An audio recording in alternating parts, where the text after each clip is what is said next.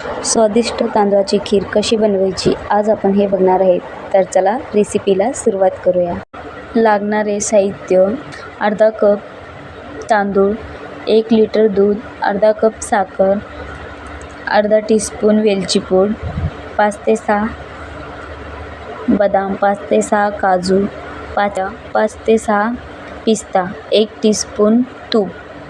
दूध गरम करून घेणे: एका जाड बुडाच्या पातेल्यात दूध गरम करून घेऊ. दुधाला उकळी काढून घेऊ. तांदूळ भिजवणे: तांदूळ स्वच्छ धुवून 30 मिनिटं भिजवून घेतला. आता मिक्सरमध्ये जाडसर फिरवून घेऊ. कढईत 1 टीस्पून तूप घालून बदाम, काजू घालून परतून घेऊ. काजू बदाम परतून घेतला. आता काढून घेऊ. त्याच कढईत गरम करून घेतलेलं दूध घालून घेऊ.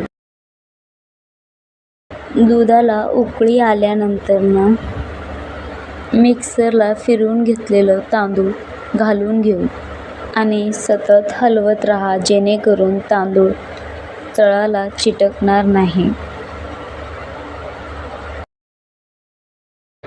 खीर शिजवणे: मध्यम आचेवर तांदूळ पूर्ण शिजेपर्यंत आणि दूध घट्ट होईपर्यंत शिजवून घेऊ.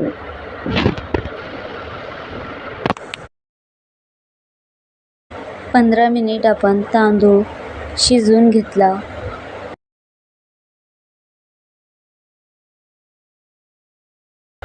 तांदूळ पूर्णपणे शिजलाय.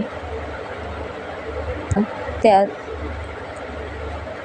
साखर आणि सुकामेवा घालून घेऊ.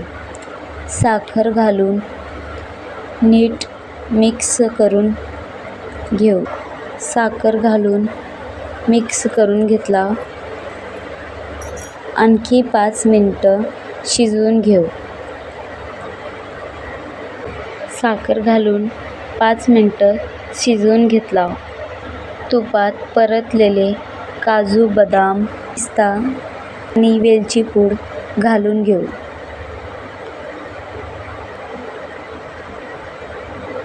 मिक्स करून घेऊ.